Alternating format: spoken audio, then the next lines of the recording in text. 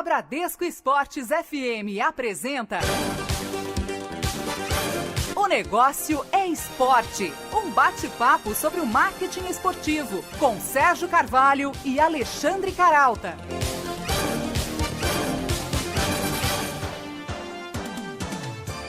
Boa noite para você ligado na Bradesco Esportes FM e para você que também ouve o nosso programa acessando o nosso site www.onegocioesporte.com.br e ainda para você que acessa o nosso programa pelo portal da Band, band.com.br, clicando no ícone da Bradesco Esportes FM. E boa noite também para o meu companheiro aqui na apresentação do programa, como todas as semanas, o também jornalista Alexandre Caralta. Boa noite, Caralta. Boa noite, Sérgio. Boa noite aos ouvintes.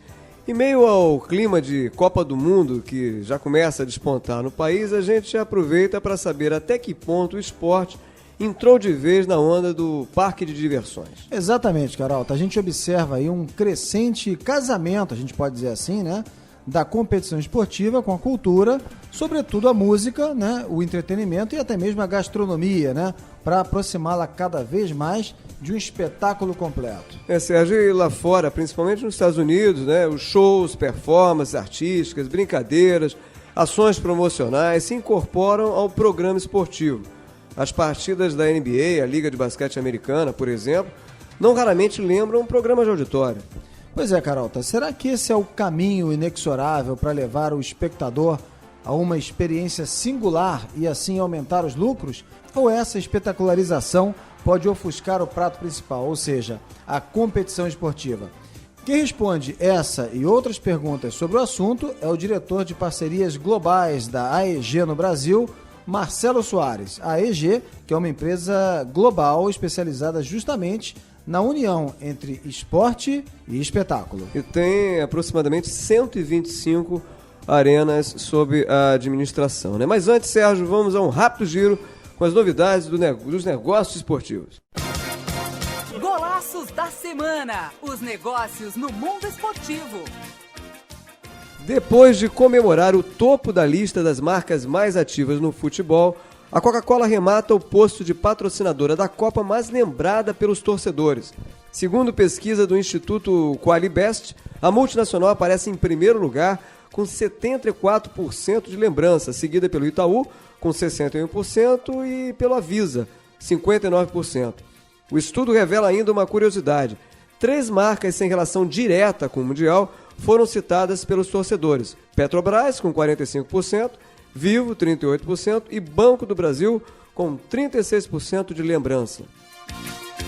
Uma campanha inusitada tomou conta do Twitter oficial do River Plate. Mensagens sem nexo eram postadas por um suposto hacker, seguidas com pedidos de desculpas vindas do clube argentino. Na verdade, tudo não passava de uma ação da Powerade, patrocinadora oficial da Associação de Futebol Argentino e também da Copa do Mundo. A empresa usou o perfil do clube para fazer o relançamento da marca e ativar a nova fórmula. O mundo todo tem acompanhado o drama vivido pelos familiares dos passageiros do voo MH370 da Malaysia Airlines. Maíra Elizabeth Nari, filha do comissário de bordo e torcedor fanático do Liverpool, Andrew Nari, usou a conta do Twitter para demonstrar saudade do pai e, de quebra, lembrar o bom desempenho do time no campeonato inglês. Já o clube usou o perfil global na rede para falar diretamente com Mayra e reforçar a corrente de orações pelos passageiros do voo. O skatista Luan de Oliveira é o novo embaixador da Oakley. O brasileiro, o único atleta do país na Street League Skateboarding, fechou um acordo pelos próximos 3 anos com a marca americana. Luan se junta a feras da modalidade como Bob Burnquist, Rony Gomes, Murilo Pérez, Eric Coston e Ryan Sheckler.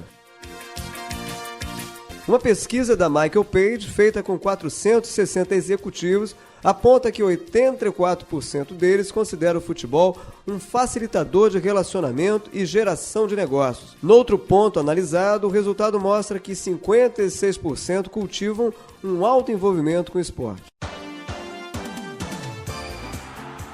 Formado em comunicação pela ESPM em São Paulo, Marcelo Soares é diretor de parcerias globais da AEG no Brasil. Ele já trabalhou em empresas como a MTV Brasil, a Nike e a Vintage Comunicação. Marcelo, boa noite, é um prazer receber você aqui em mais uma edição de Negócio Esporte. Boa noite. Boa noite, Sérgio. Boa noite, Caralta. Tudo bem? Vamos lá. Maravilha, maravilha. Oi, Marcelo. Olha, a AEG é uma das principais companhias de esporte e entretenimento no mundo, né?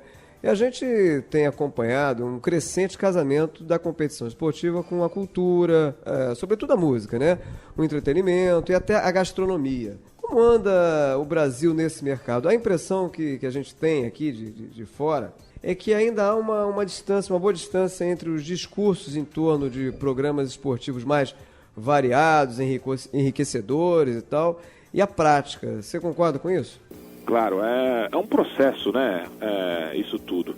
A gente acredita que, imagina só, a gente fala de uma empresa que tem 16 para 17 anos de mercado no mundo.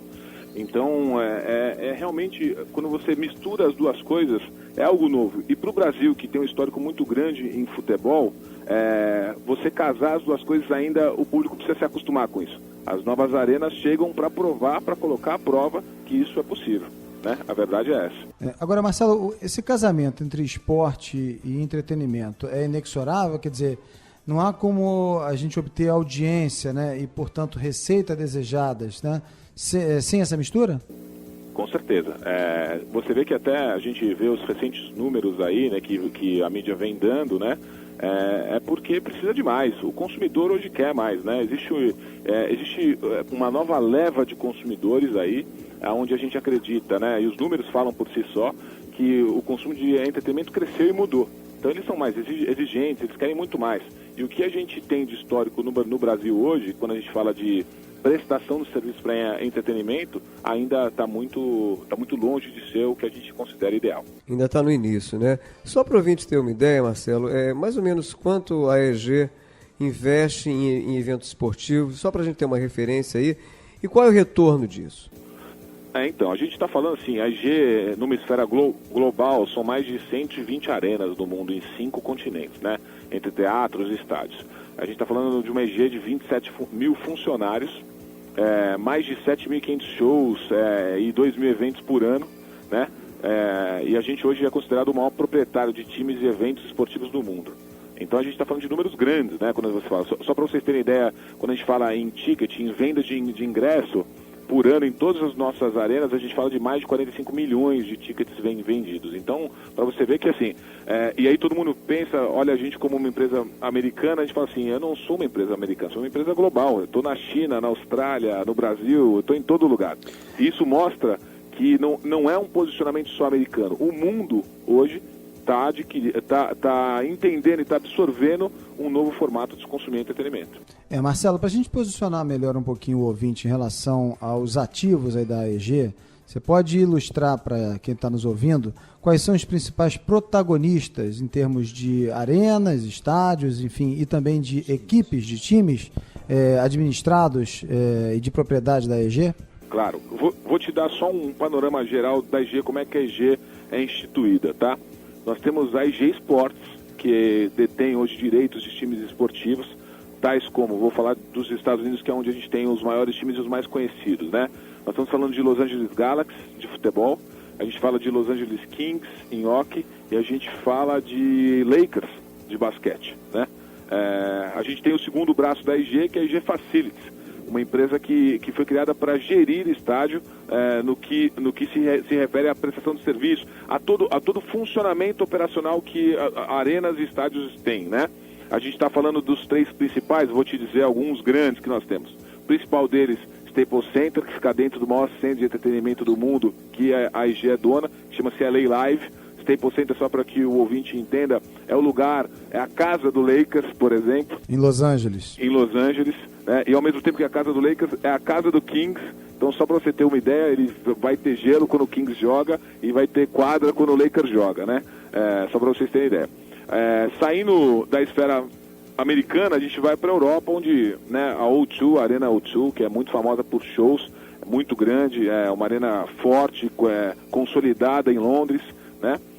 E entre outras, vamos falar, eu gosto de uma, eu particularmente gosto de uma que o Barclays Center, né? Que fica no Brooklyn, não fica em Manhattan, né?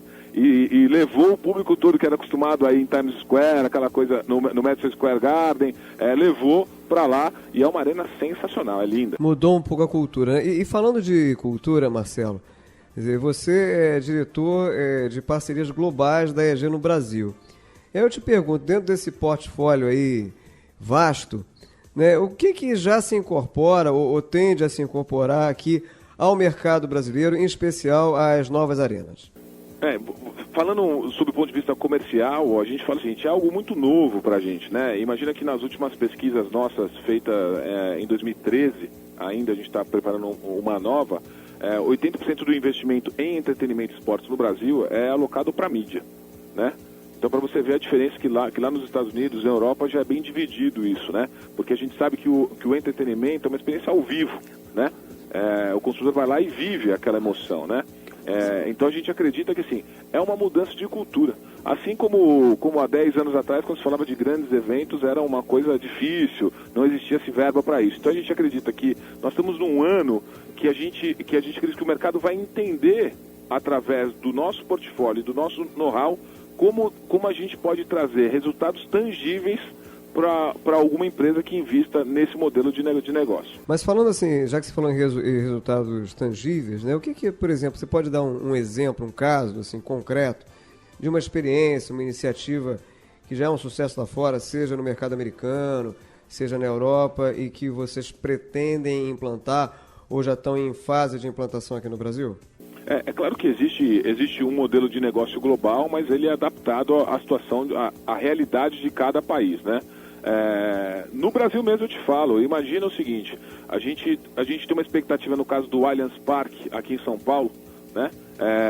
De uma expectativa do primeiro ano de público, que não é o máximo nosso, mas uma expectativa contando esportes, entretenimento e tudo mais, a gente está imaginando em torno de 2 milhões de pessoas frequentando o estádio.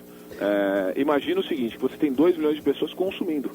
Então, quando você coloca um número, vamos dizer, estipular que cada pessoa tenha um consumo de 0,6 litros de qualquer bebida que tenha, imagina a quantidade vezes 2 milhões disso aí. Então, a gente brinca que, assim, em termos de ponto de venda, é o maior ponto de venda do Brasil, por exemplo. Agora, Marcelo, eu lembro que a gente está conversando essa semana aqui no Negócio Esporte com o diretor de parcerias globais da AEG no Brasil, Marcelo Soares. Marcelo, a gente está falando aqui das experiências, normalmente falamos assim porque não temos ainda um know-how tão grande, né, no marketing esportivo, nessas operações de esporte, de arenas, enfim, aqui no país como se tem lá fora, né?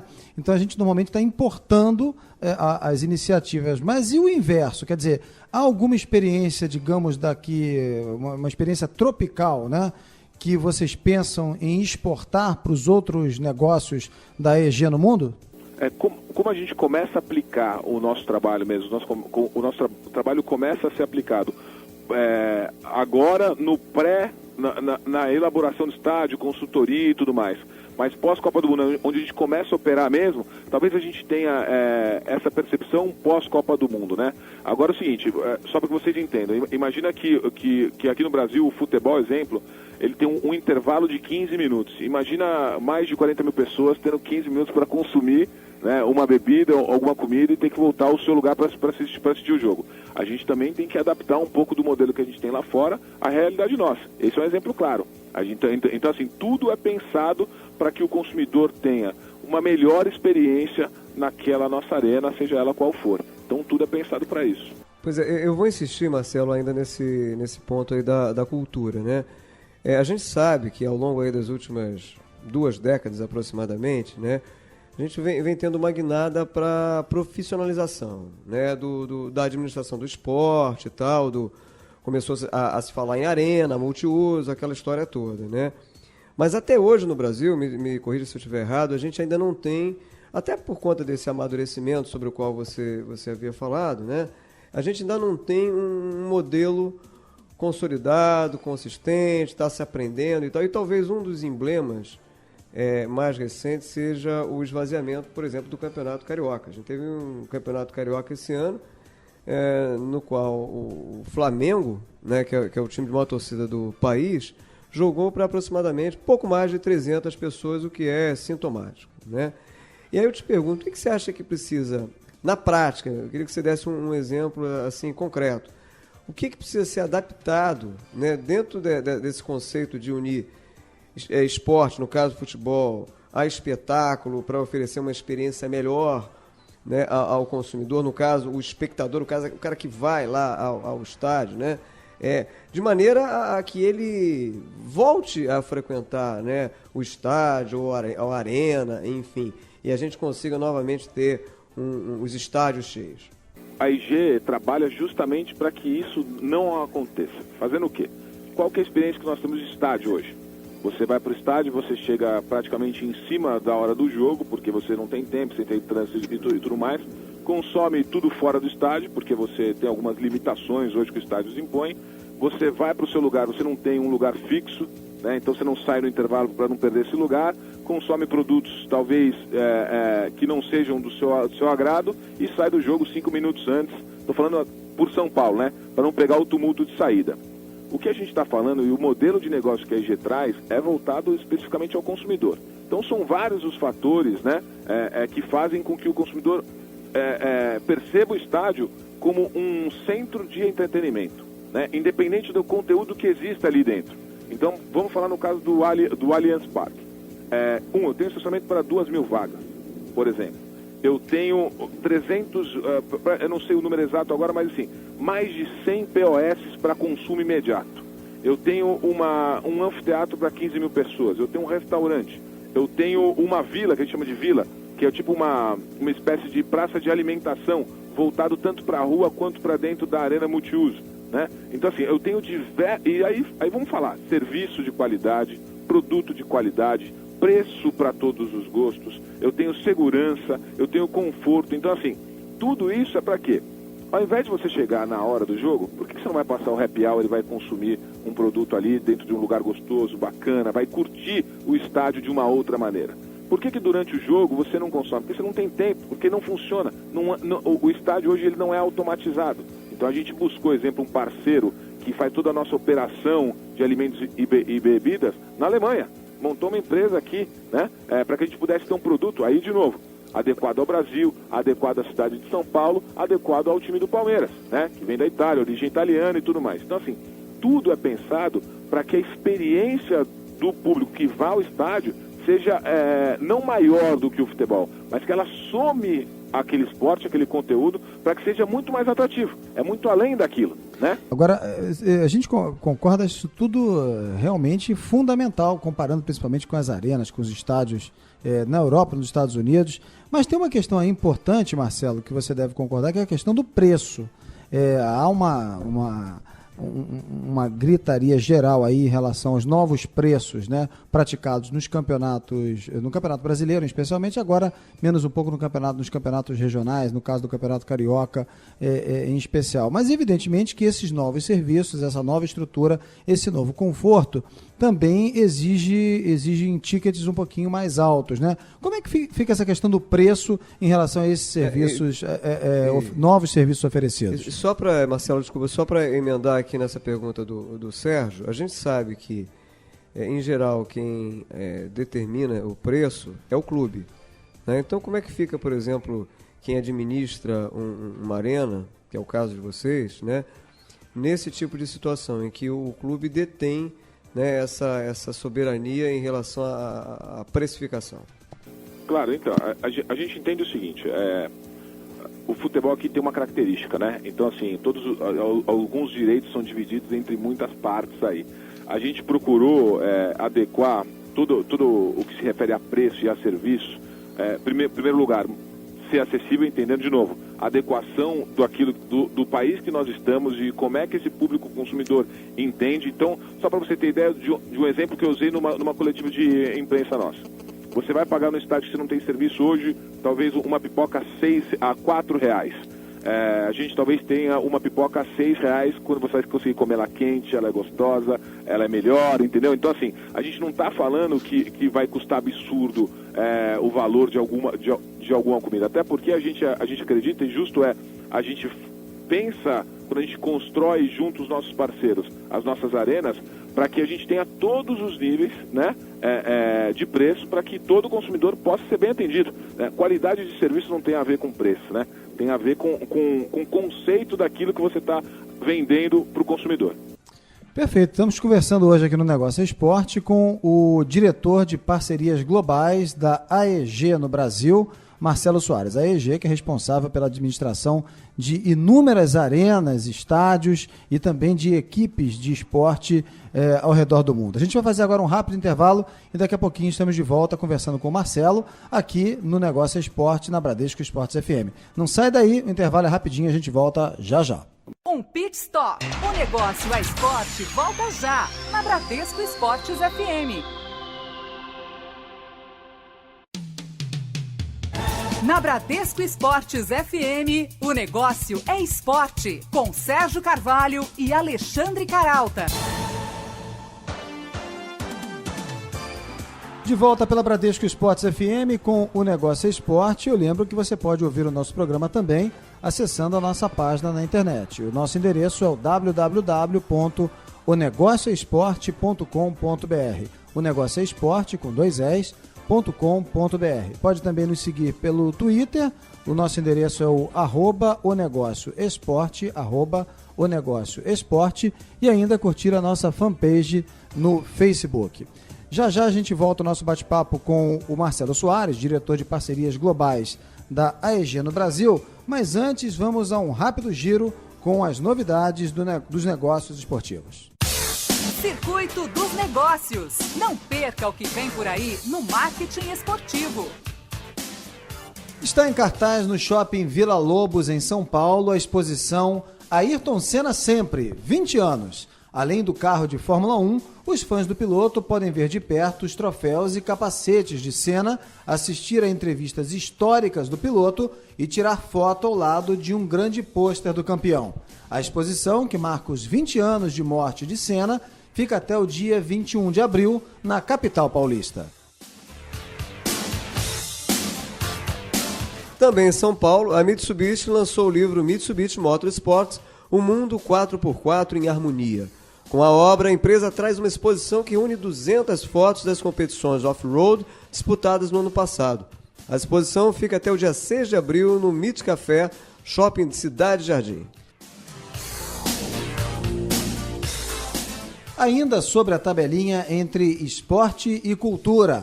Às vésperas da Copa do Mundo, o Teatro SESI, no centro do Rio, se transforma em uma arena para celebrar o futebol. O espaço recebe a exposição Rubens Geschman, Seleção de Craques. O acervo, que fica em cartaz até o dia 30 de maio, reúne reproduções de obras associadas ao esporte, cartazes, adesivos, vídeos, aplicativos para tablets e uma instalação com camisetas que remete a uma exibição do artista no Museu de Arte Moderna na década de 1980.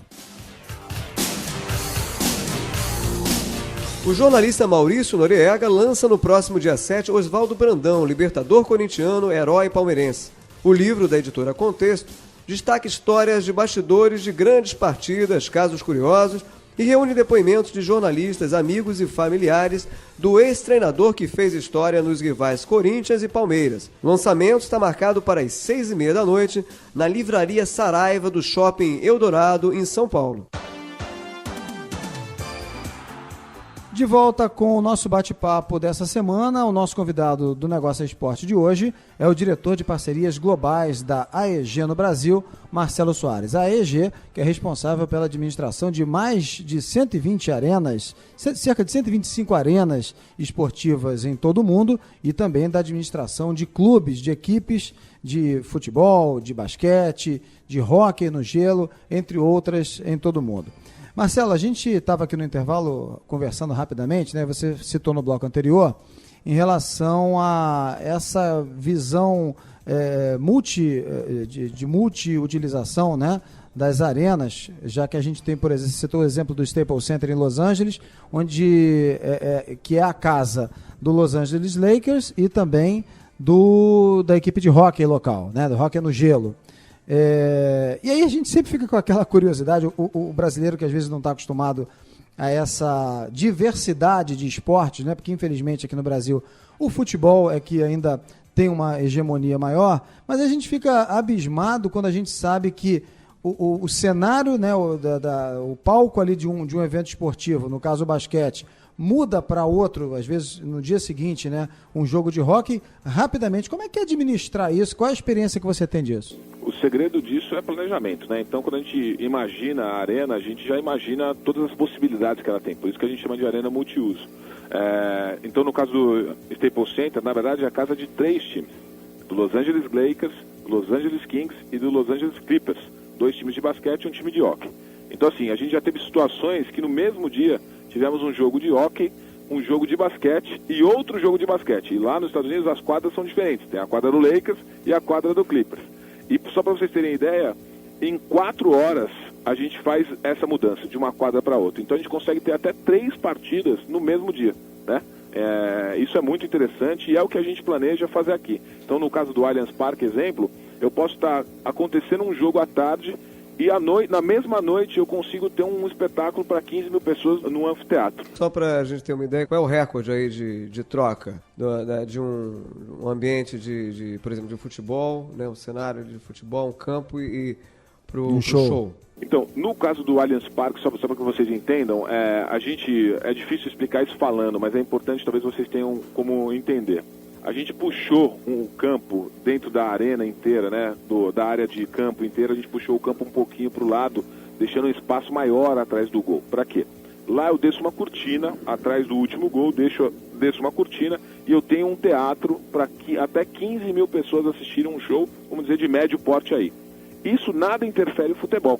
Vamos dizer, no caso de um show de estádio, tá? Onde os shows grandes, como Paul McCartney e Rolling Stones, eu consigo fechar a cortina, montar o palco, passar o som e tudo mais e o jogo rolando. Acabou o jogo, o único movimento que eu faço é subir a cortina e colocar a proteção do piso, que deve levar, vamos falar assim, vamos colocar aqui no Brasil hoje, experiência nossa, vai levar de 6 horas aí no máximo para se colocar essa proteção de piso. Então, assim, eu não preciso mais parar, que nem vem acontecendo nos últimos shows. Tivemos shows aqui em São Paulo do Metallica no sábado, que você tem que parar o estádio 2, 3 dias para poder subir isso tudo. Eu não faço isso, entendeu? Eu tenho reservado essa área para que seja construído esse palco enquanto está tendo um jogo. Isso aí te permite uma mobilidade, autonomia, né, maior de agenda, né? Uma mobilidade maior. Lembra até lá aquela peça do Marco Danini e do Ney Latorraca, né? O segredo de Irma Vap e tal, né? Que os caras mudavam de roupa de forma surpreendente, né? Esse conceito que a gente fala, essa é a diferença. É bom que o ouvinte entenda que às vezes a gente coloca todo mundo dentro do mesmo nível que é o estádio, né? A gente está falando, esse é o conceito de arena multiuso, né? É um lugar de entretenimento e o esporte é entretenimento. Então a gente entende que arenas multiusos como o Allianz Parque são arenas porque o público pode ir lá jantar. Nós temos um restaurante para 400 pessoas que fica no último nível ali, que dá uma visão de estádio linda. Você pode jantar lá mesmo sem ter jogo, você vai ver o estádio iluminado regando, entendeu? Você vai ver, uma cena linda. Então assim, a gente entende que o produto Allianz Parque, no caso, é um produto independente, ele se autossustenta, ele tem muitas possibilidades. Eu tenho um espaço, um centro de convenções para 1.500 pessoas, entendeu? Então eu posso fazer de um evento corporativo enquanto está rolando uma partida do Palmeiras. Essa tendência do espaço multiuso, realmente, a gente vai começar a vivenciar agora aqui no Brasil, sem dúvida nenhuma. Deixa eu só fazer uma observação, quer dizer, para que esse conceito saia do papel, né, saia do discurso e realmente se consuma, não basta ter tecnologia, know-how e tal. É preciso também que haja ali uma aderência à cultura, à disponibilidade, à agenda locais, né? Me corrija se eu estiver errado, quer dizer, no caso do Allianz Parque em São Paulo, por uma série de fatores, inclusive a localização, quer dizer, tudo foi bem pensado, planejado para que esse conceito possa se consumar. Mas em outros estádios, quer dizer, essa pretensão multiuso, a impressão que eu tenho é que ela é mais um jogo retórico, um jogo de marketing do que propriamente real. Ou eu estou errado? Não, aí que eu acho que entra a IG, né? A IG tem um know-how muito grande disso. É claro que você tem diversos estilos de arenas aqui no Brasil. Você vai do estádio a uma arena multiuso, né? No Brasil, hoje, a gente considera arenas multiusos o Allianz Parque e o Arena da Baixada em Curitiba, que são espaços que te possibilitam mais do que uma partida de futebol, mais do que um show, tem inúmeras formatações para que você possa realizar grandes eventos e trazer grandes conteúdos. O que não quer dizer que espaços como Maracanã, como Itaipava Arena, lá no Recife, não possam se descobrir em formatos diferentes. É claro que no caso, exemplo, do Maracanã, que hoje abrigam até 4 times, né, chega a jogar ali, fica mais difícil, e até pelo histórico que o Maracanã tem. Mas a pergunta que eu faço é o seguinte: quantas empresas não queriam ter o seu nome associado ao Maracanã, né? É o que a gente fala, existe uma relação comercial, existe uma relação emocional, né? Então, assim, existe espaço para todos. O que tem que saber é o seguinte: entender o produto de cada um e saber como é que você posiciona esse produto melhor, tanto para o consumidor final como para a empresa que quer investir ali. Marcelo, você falou agora um pouquinho de show, né? E a gente observou que até treino de MMA entrou nessa dança do espetáculo, né? Com show de música, enfim. Há uma tendência da música, que tradicionalmente embala as competições do surf, do skate, por exemplo, invadir outras modalidades, inclusive o futebol, na sua opinião? Eu não tenho dúvida, né? Eu acho que assim, você tem empresas aí que trabalham especificamente com o futebol, que já investiram em música junto com o futebol. Futebol e música tem tudo a ver. No Brasil mesmo, a gente despontou com grandes bandas como Skank, o Rapa, fazendo música para o futebol e que viraram hit, né? O que precisa agora é todo mundo entender isso junto, unificado, para que se torne um grande espetáculo, né? Agora, fora as brincadeiras, né, promoção, show no intervalo, que outras iniciativas originais a gente pode esperar ver agora nessas novas arenas? A gente entende o seguinte: nós somos uma empresa voltada a entretenimento, com 3 braços. Um na área de administração de times esportivos, uma na área que administra estádios e outra na área de shows e espetáculos, né, como, exemplo, a gente representa Paul McCartney, Rolling Stones e tudo mais. A gente enxerga isso tudo muito junto, né? Porém, quando a gente fala de futebol aqui no Brasil, como eu disse, né, tem muitos direitos aí de diversas frentes. Então é muito difícil hoje, estou falando hoje, pode ser que daqui, pós-Copa do Mundo, eles entendam que seja possível colocar tudo junto.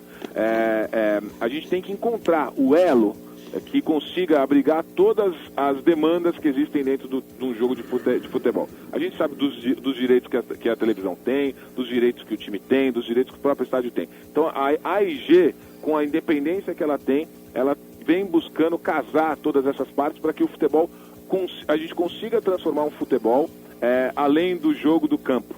Por isso que o nosso primeiro passo é fazer com que a arena seja esse grande atrativo. O primeiro passo é esse, né? Aí depois a gente vai entender com as televisões, com todo mundo que está envolvido com o futebol, até onde a gente pode crescer esse conteúdo. Muito bem, eu lembro que a gente está conversando aqui no Negócio Esporte hoje com o diretor de parcerias globais da AEG, Marcelo Soares.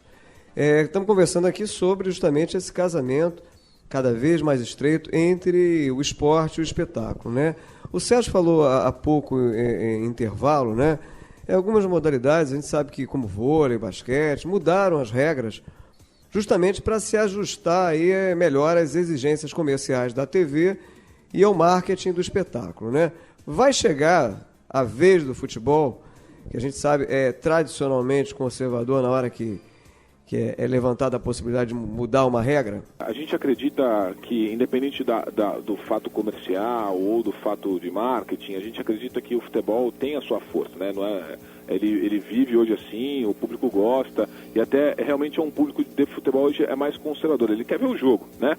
A gente acredita que com esse primeiro passo isso vai despontar por uma necessidade de consumo de algo mais. E aí que a gente entra com o nosso know-how, com a nossa história no mundo inteiro, de trazer. É claro que existe a dificuldade do tempo, né? A gente tem um intervalo de 15 minutos, enquanto um hockey tem 3 intervalos, enquanto o basquete tem 4 intervalos. A gente sabe que o tempo é curto e por isso que a gente acredita que o primeiro passo, que o primeiro ato que a gente pode ter para começar a mudar, para começar a construir essa percepção na cabeça do consumidor hoje de futebol, são as construções das arenas e todo o seu potencial multiuso. Dele poder chegar antes, poder ficar até depois, poder consumir mais aquele momento. Ele entender que aquele momento é mais do que só a partida. não menosprezando a partida, que é o momento máximo, mas que ele possa curtir isso antes e depois, por que não? Na tua opinião, você acha que, por exemplo, aquele tempo técnico que se convenciona em determinadas circunstâncias, normalmente no verão, quando as temperaturas estão altas e os times dão uma pequena parada ali aos 20 minutos do primeiro tempo, você acha que isso pode ser incorporado até para fins comerciais? Existe essa possibilidade, na tua opinião? Pessoalmente, eu tenho duas visões, né? Uma, que o futebol é um grande espetáculo, já me satisfaz como espectador. Acredito que os intervalos técnicos possam ser uma oportunidade, né, comercial, desde que entendido isso com os direitos de imagem daquela partida.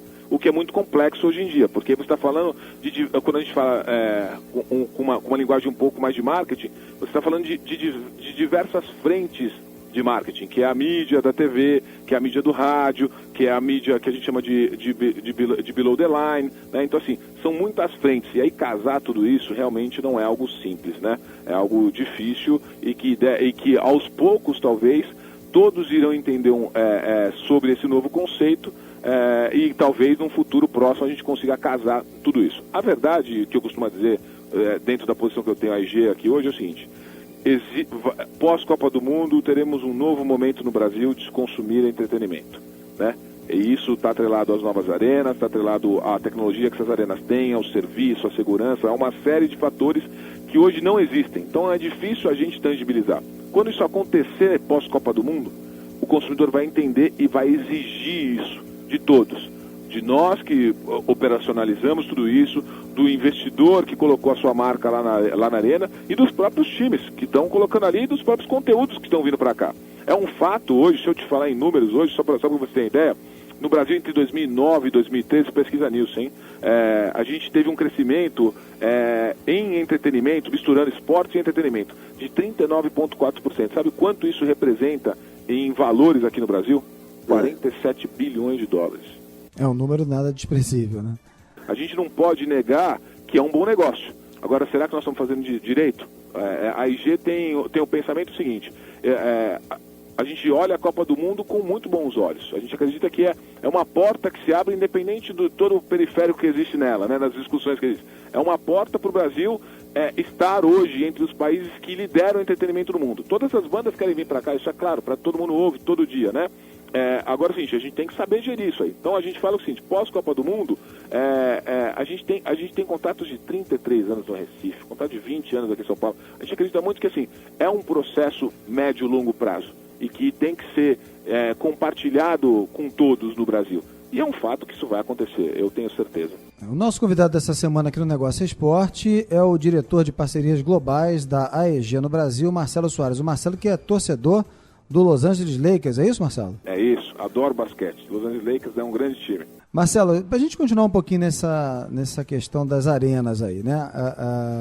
A EG é proprietária, né, como a gente já falou, de 120 arenas no mundo. Aqui no Brasil, vocês têm contrato com a Arena Pernambuco, a Arena da Baixada, em Curitiba, o Allianz Parque, como você estava falando agora há pouco, em São Paulo, a Arena Olímpico do Grêmio e o Maracanã. A gente agora está terminando um contrato com o Arena Baixada, porque a gente foi contratado para fazer a consultoria de pré-operação deles, né? Aí vem a Copa do Mundo, a gente está discutindo se vai continuar esse contrato, enfim, tem toda uma conversa a ser dita aí. Legal. Qual a diferença desses modelos de contratos diferentes? Quer dizer, tem algum modelo mais interessante?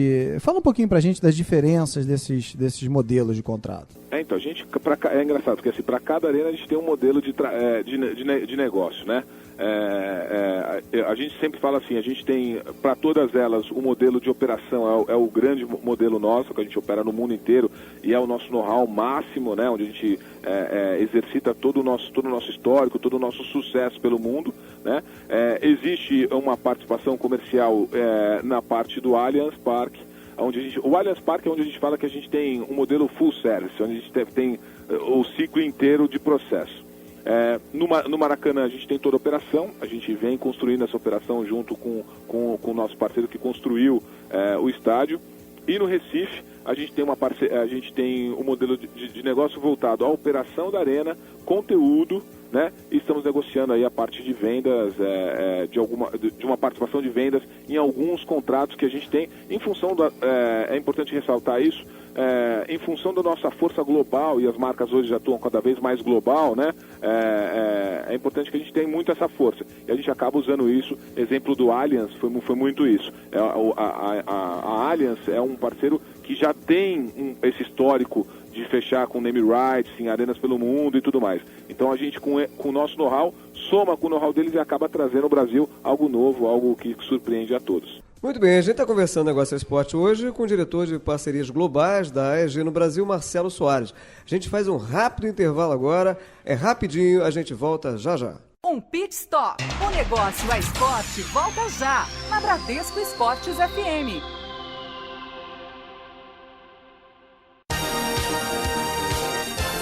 De volta na Bradesco Esportes FM. O negócio é esporte.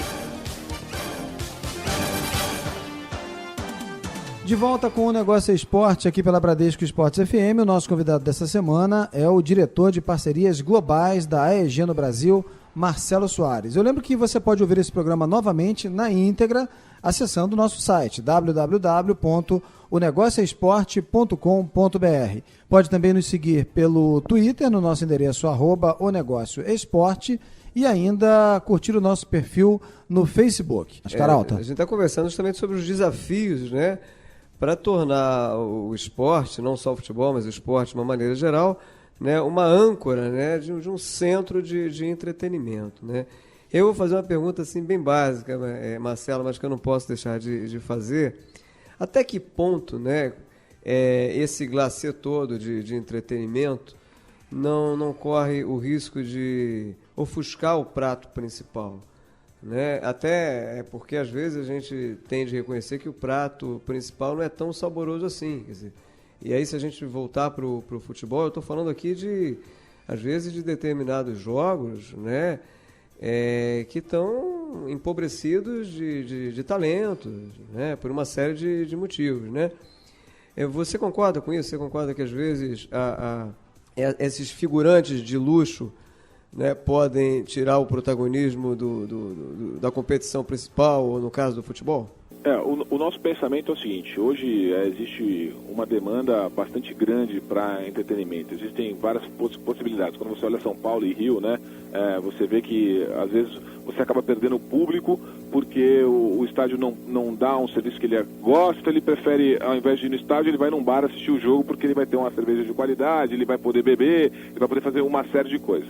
Eu acredito o seguinte, que a nossa função como AEG é construir isso para que o prato principal seja atraente também. Então, assim, ao invés de eu ir num bar assistir o jogo, por que eu não vou no estádio que tem um bar e eu posso assistir o jogo ao vivo, entendeu? O pensamento nosso é fazer com que o consumidor perceba que a plataforma de serviço que a gente tem dentro das nossas arenas é para que ele tenha um serviço adequado e de qualidade para curtir aquele momento. Pode nem ser o melhor jogo do mundo, mas ele vai estar lá e vai estar vendo ao vivo. É muito melhor ver ao vivo do que ver em casa. O jogo tem que virar uma experiência, né?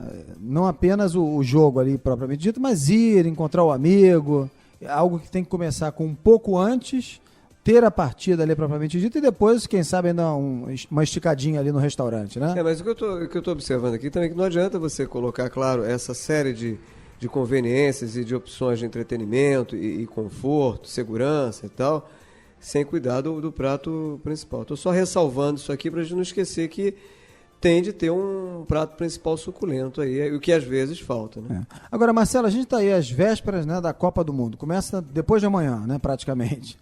O que vocês estão preparando de entretenimento para os torcedores durante o Mundial? Então, sobre a Copa do Mundo é difícil falar porque a FIFA detém os direitos de todos os estádios que eles operam. A gente simplesmente entrega a chave para eles, a operação toda é deles. Não vai ter realmente nenhuma ação local aqui. Nenhuma ação não. Então, assim, o que a gente costuma dizer é: a Copa do Mundo vem, fica 35 dias e vai embora. Presta o serviço impecável, a Copa do Mundo realmente é uma experiência de estádio incrível e depois ela vai embora. A mesma operação é mantida nos estádios básico que a gente opera, porque só para vocês terem ideia, o nosso parceiro que opera alimentos e bebidas é o mesmo parceiro da FIFA. Então aquele serviço que está sendo prestado em todas as arenas que a FIFA passou, eles terão continuidade, exemplo no caso do Allianz, né? É o mesmo parceiro, é o mesmo fornecedor, ele vai estar lá. Então a gente fala o seguinte, que quando perguntam pra gente sobre o legado da Copa, a gente fala assim, olha, a gente pelo menos como AIG está mantendo um legado da Copa, porque o mesmo serviço que é prestado na Copa será mantido em nossas arenas. Muito bem, mas assim, a AEG, ela não se restringe, como já foi observado aqui,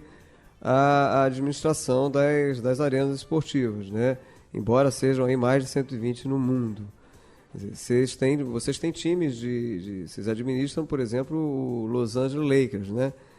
E então eu queria que você falasse um pouquinho dessa experiência, né? Como é que é administrar um time? Como é que vocês, por exemplo, que tipo de estratégia vocês têm adotado para fazer com que, como o marketing deseja, esse time vire uma marca devotada, né, pelo consumidor? O consumidor vire mais do que um cliente, um fã, um devoto dessa marca. Vocês têm investido em que ações de interatividade?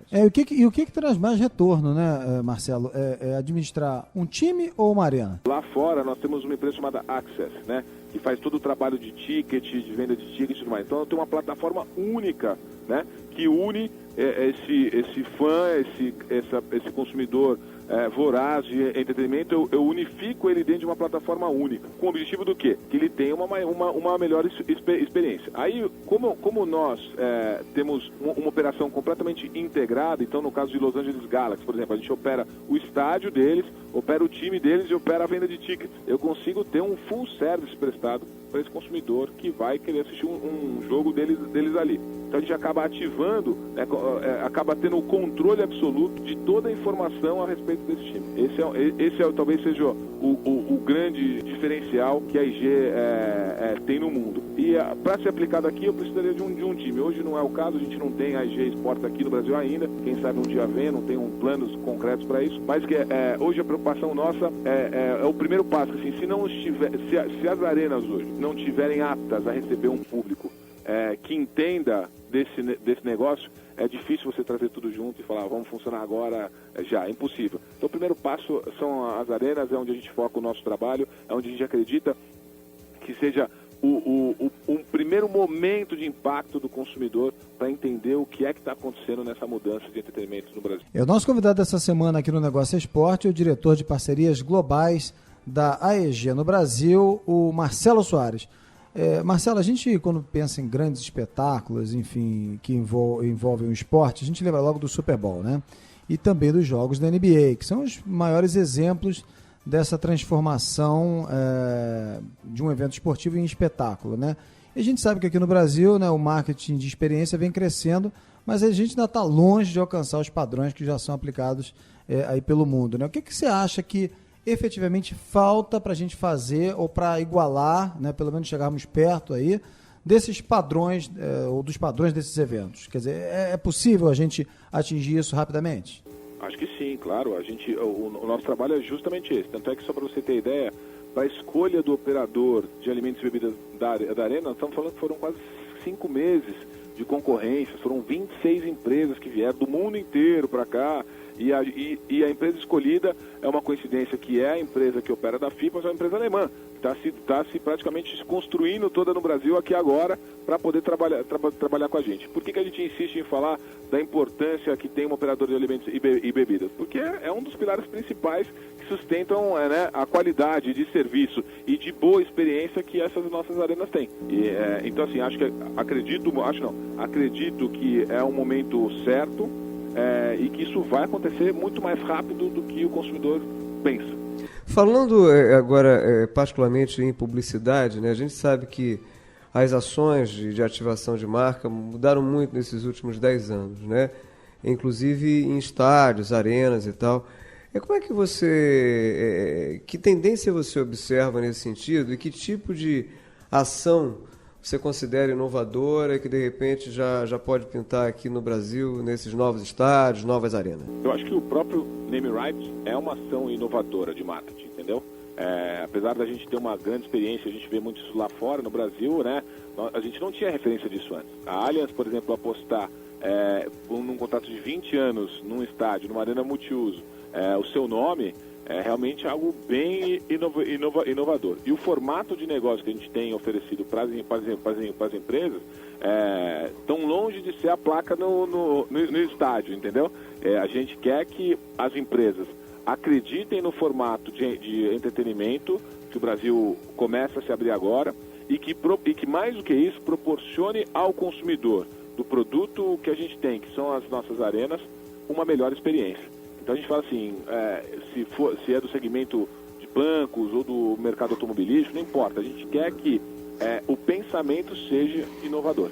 É muita gente que passa por lá e a carga emocional que se tem em entretenimento, vamos concordar que talvez é muito maior do que alguém sentado no sofá assistindo um comercial de 30 segundos. Muito bem, esse é o nosso convidado dessa semana, diretor de parcerias globais da EG no Brasil, Marcelo Soares, que além de ser torcedor do Lakers, também é um desportista de durante a semana ou só de fim de semana, Marcelo? Quando dá, né? Pega uma onda de vez em quando, né, Marcelo? De vez em quando. A gente estava conversando aqui que o pai do Marcelo foi responsável aqui pela vinda do bodyboard, né, para o Brasil. Então você tem, digamos assim, essa veia empreendedora de esporte aí como uma herança, né? Tá no DNA, né, Marcelo?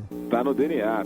Desde que quando veio a aeróbica ao Brasil, passando pelo bodyboard, skate, eu nasci no meio disso, né? E acredito muito em você ver que no fim, a gente conseguiu, naquela época, anos 80, trazer grandes esportes, diferentes esportes, conseguiu comercializar isso muito bem. Isso mostra que, assim, apesar do futebol ser o grande líder e a grande vitrine do Brasil, eu sou um torcedor ávido para que o Brasil desponte em vários esportes aí, e não só como performance esportiva, como comercial também. Tem que ser um negócio, é bom para todo mundo, né?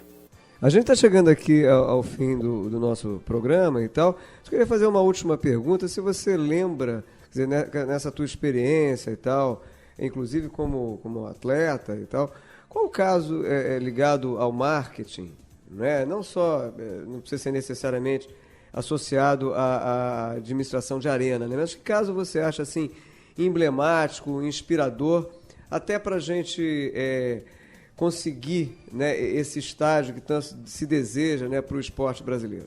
Eu acho que o Super Bowl é uma grande referência do mundo, isso, né? É algo que, só para você ter ideia, é engraçado, porque eu conheço o Super Bowl porque, né, já morei fora, a gente da IG também, todo mundo americano, conhece muito bem, mas de repente na última audiência do Brasil todo mundo só falava do Super Bowl. Você olhava no Facebook, todo mundo só falava do Super Bowl. Por quê? Porque a gente gosta de entretenimento, é bom ver coisas bem feitas, bem trabalhadas, bem pensadas, bem produzidas, né? Entretenimento é isso. Então, assim, o Super Bowl, quando você vê que acontece um jogo de futebol americano e em 30 minutos vira um palco, vira um show, apaga a luz, tudo, depois acende tudo e volta o jogo, é realmente espetacular, é incrível, né? Longe da gente não acreditar que seremos capazes de fazer isso. Estamos muito próximos de conseguir uma façanha tão grande. As pessoas precisam compreender isso, a gente precisa abrir a cabeça para o novo. E eu particularmente acredito, eu que estou na rua aí falando sobre a IG, acredito muito que tanto empresas quanto consumidores de estádio, de futebol, de entretenimento, estão muito abertos a essa nova era. Maravilha. O nosso convidado dessa semana é o diretor de parcerias globais da EG no Brasil, Marcelo Soares. A gente está chegando no final do nosso programa e agora está na hora, Marcelo, da gente tocar o nosso... Apito Final. Bem, no nosso apito final, então, com Marcelo Soares, eu começo perguntando a você, Marcelo, sobre uma jogada de mestre.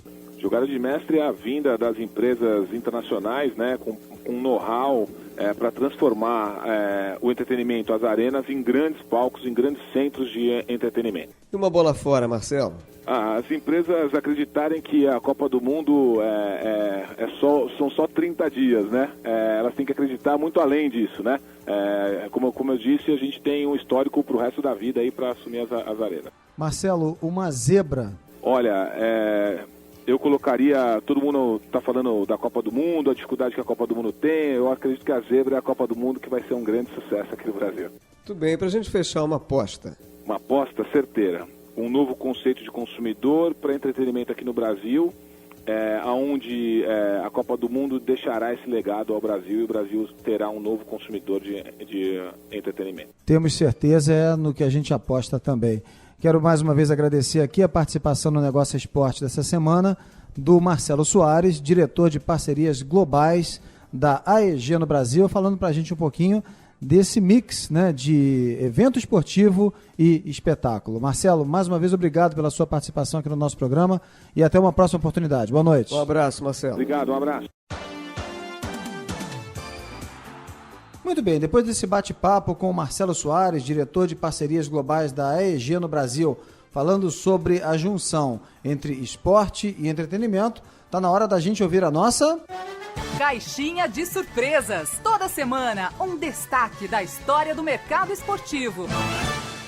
E como o programa falou justamente sobre esse crescimento aí da união entre esporte e entretenimento, sobretudo a música, o Caixinha de hoje mostra que essa união é antiga.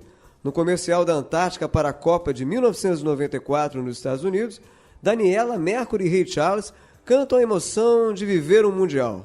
Vamos ouvir. Antártica, uma paixão nacional como a Copa. All right now. Ooh, I love it. Come on now. Let's go, Daniela. Axé Brasil, o show vai começar. Deixa a bola rolar e traz uma Antártica. Melhor pra você. Oh, is she nice? Por ela o coração bate um balão. É a nossa paixão, cerveja Antártica. Let's feel for you. Oh, yeah.